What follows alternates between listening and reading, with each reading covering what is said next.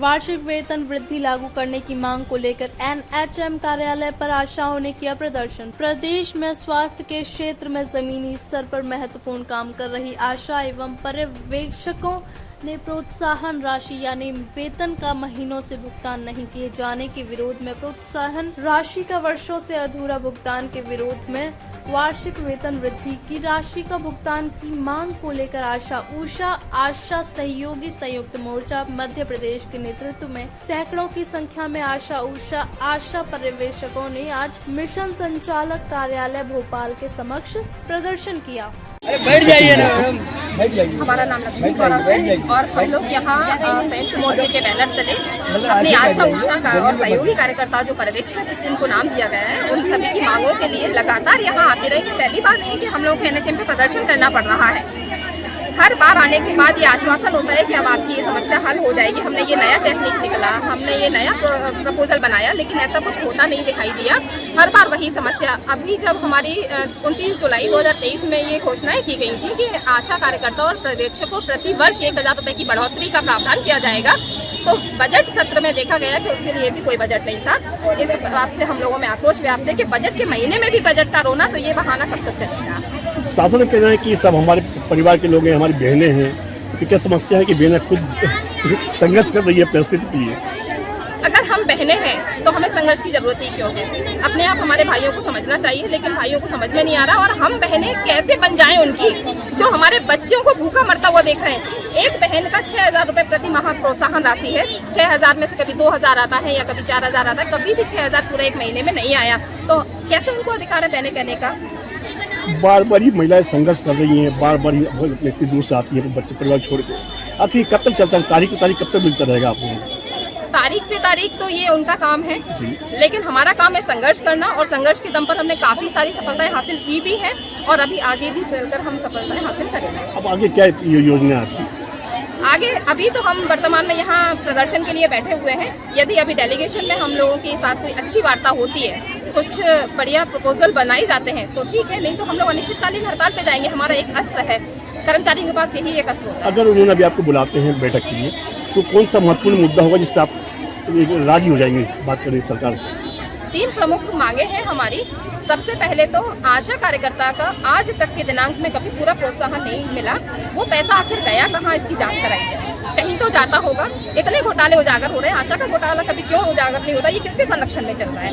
दूसरी मांग है, जितना भी पैसा आज तक काटा गया है या छुपाया गया है या बहाने दिए गए हैं, वो पैसा वापस दिया जाए, पूरा एरियर सहित दिया जाए। और 1 अप्रैल से जो हमारा प्रतिवर्ष 1000 रुपये की बढ़ोतरी का प्रावधान था, उसे तुरंत लागू किया जाए।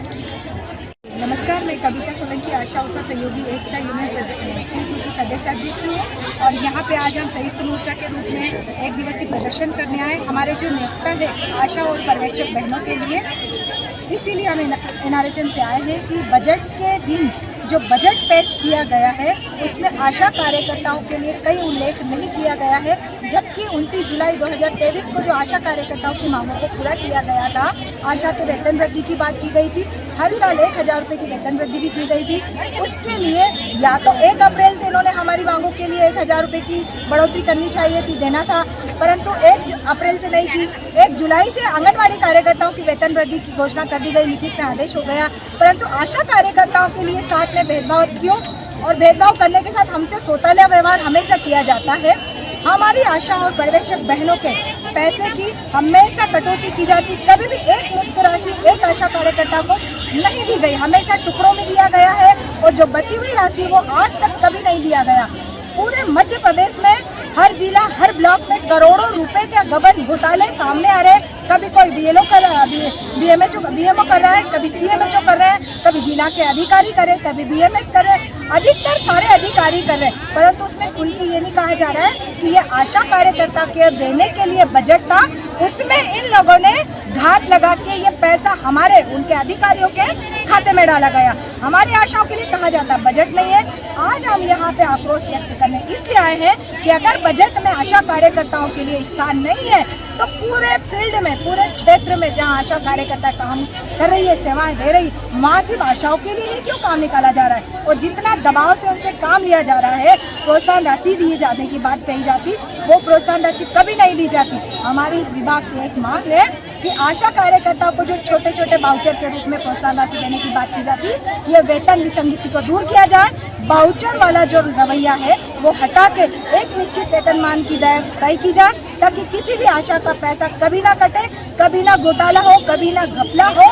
और एक ही सरकार के शासन में एक रवैया है कि अगर जो शोषण करता है, गलत करता है, उनके घरों पे बुलडोजर चढ़ाए जाते। बहुत अच्छी नीति है। उसी तरीके से आशा कार्यकर्ता बहनों का जो भी अधिकारी अगर घपला करता है, करोड़ों रुपए का गबन करता है, तो उनकी कुर्सी पे भी हमारे शासन द्वारा बुलडोजर चलाया जाना चाहिए। अगर इस तरीके से नहीं होता है तो हम पूरे मध्य प्रदेश में अनिश्चितकालीन हड़ताल की जाए।